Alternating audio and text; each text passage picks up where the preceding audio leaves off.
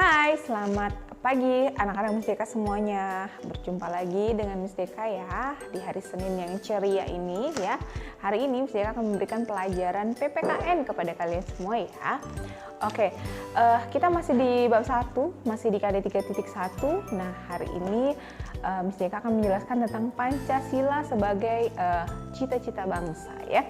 Setelah sebelumnya kita belajar tentang Pancasila sebagai dasar negara, sekarang yang kedua yaitu Pancasila sebagai cita-cita bangsa. Nah, langsung saja ya nak ya. Nah, sebagai dasar negara ini ya, Pancasila itu sebagai dasar negara ya nak ya. Pancasila juga berisi tentang cita-cita bangsa loh, kalian tahu nggak? Nah, kalau kita pelajari Pancasila itu mengandung juga namanya cita-cita bangsa ya. Cita-cita bangsa Indonesia ini ya tercantum dalam alinea keempat Undang-Undang Dasar 1945. Kalian masih hafal nggak undang-undang? Itu dulu tiap hari Senin kita selalu bacakan Undang-Undang Dasar ya nak ya. Biar apa? Biar anak-anak itu hafal tentang undang-undang ya, karena berisi tentang sebagian tentang cita-cita bangsa. Nah, bunyi alinea keempat Undang-Undang Dasar 1945 adalah sebagai berikut ya.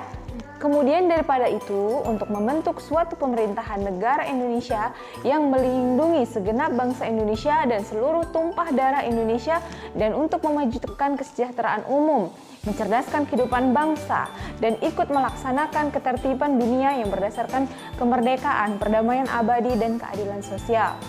Nah, seperti itu bunyinya ya nak, alinea keempat ya, alinea keempat ya.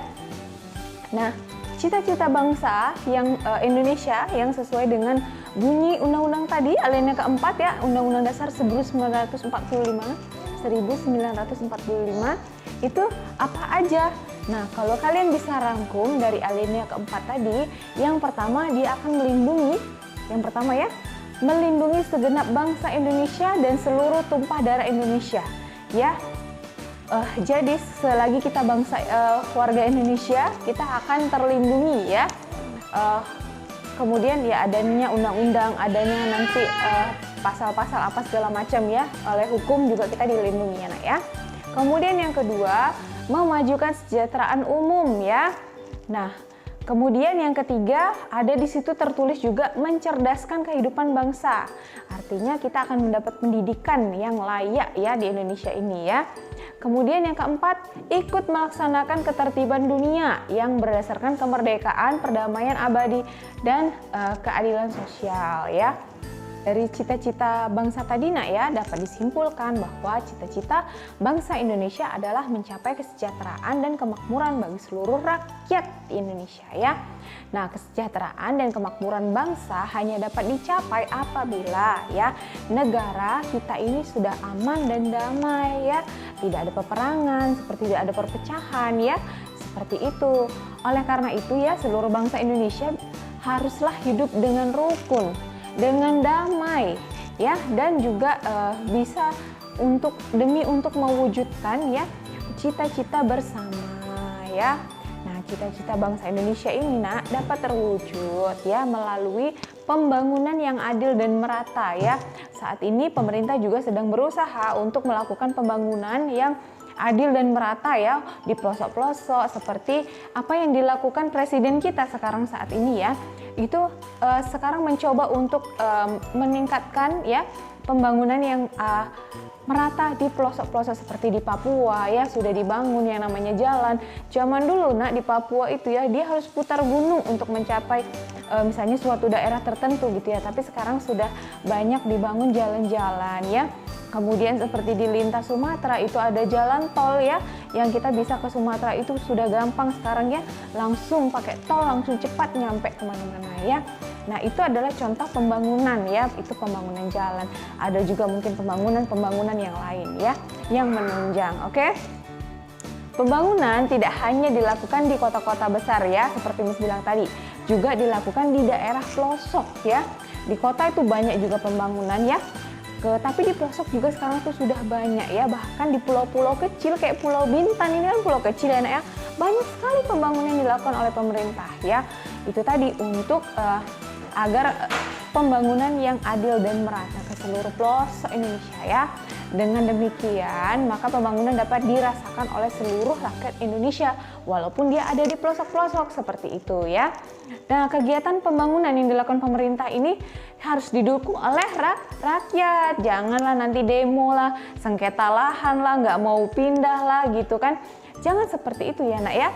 Nah, bentuk dukungan rakyat adalah dengan membayar pajak juga ya. Nah, ingat ya, nanti orang tuanya diingatkan udah bayar pajak atau belum. Pajak tuh ada banyak, ada pajak kendaraan, ada pajak bumi dan bangunan ya. Dan pajak-pajak yang lainnya ya, ada mobil dipajakin juga ya, pajak penghasilan juga banyak ya. Yang kita harus bayarkan mengenai pajak itu, nggak boleh nunggak ya nak ya. Oke. Seluruh rakyat Indonesia ini harus taat dalam membayar pajak ya. Seperti Mas bilang tadi, nggak boleh nunggak ya. Karena pajak yang diperoleh dari rakyat inilah nantinya akan digunakan oleh pemerintah ya untuk membiayai pembangunan ya. Jadi sebenarnya pembangunan yang terjadi di pelosok-pelosok, di daerah, di kota besar itu dari uang pajak. Nah, dari pembayaran setiap orang uang pajak. Jadi misalnya kita bayar pajak, nanti keluarga lain bayar pajak, seluruh Indonesia orang bayar pajak, maka terbentuklah dana itu untuk pembangunan seperti itu ya. Paham ya sampai sini ya nak ya? Oke, itu tadi bagian yang kedua. Nah, sekarang kita ke bagian yang ketiga. Oke nak, kita ke bagian yang ketiga, Pancasila sebagai ciri khas bangsa Indonesia ya. Nah, Pancasila ini berfungsi sebagai identitas bangsa ya. Pancasila lahir bersamaan dengan lahirnya bangsa Indonesia. Nah, sebagai identitas bangsa, Pancasila ini mencerminkan sikap dan kepribadian bangsa Indonesia ya nak ya. Nah, Pancasila merupakan ciri khas dari bangsa Indonesia yang tidak dimiliki oleh bangsa lain ya. Nah, hanya bangsa Indonesia yang punya Pancasila ya. Nah, ciri khas bangsa Indonesia juga terlihat dari keberagaman ya, suku bangsa, keberagaman budaya, keberagaman agama ya. Nah, tapi dalam keberagaman tersebut atau perbedaan tersebut tidak menghalangi bangsa Indonesia untuk bersatu ya. Bangsa Indonesia belajar untuk saling menghargai, saling menghormati satu sama lain ya. Dan dengan menghormati dengan adanya perbedaan itu juga gitu ya. Sikap saling menghormati dan menghargai perbedaan suku bangsa, budaya, dan agama itu merupakan wujud dari penerapan Pancasila. Oke, Pancasila ini kita sudah pelajari dari kelas 1 sampai sekarang kita duduk di kelas 5 ya. Ini Pancasila.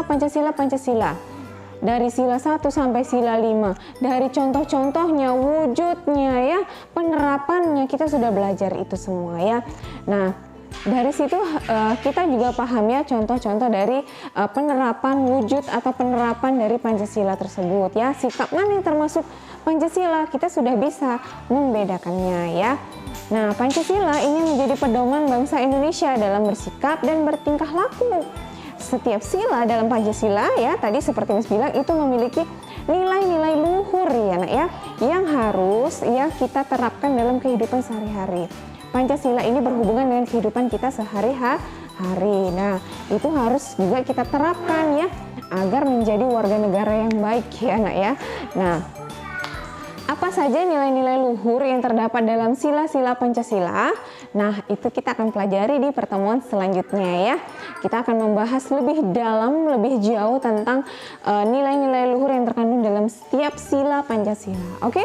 Nah, itu saja penjelasan Mustika hari ini di pelajaran PPKN. Semoga apa yang menjelaskan menambah wawasan pengetahuan kalian semua ya. Dan terima kasih sudah menonton. Sampai jumpa.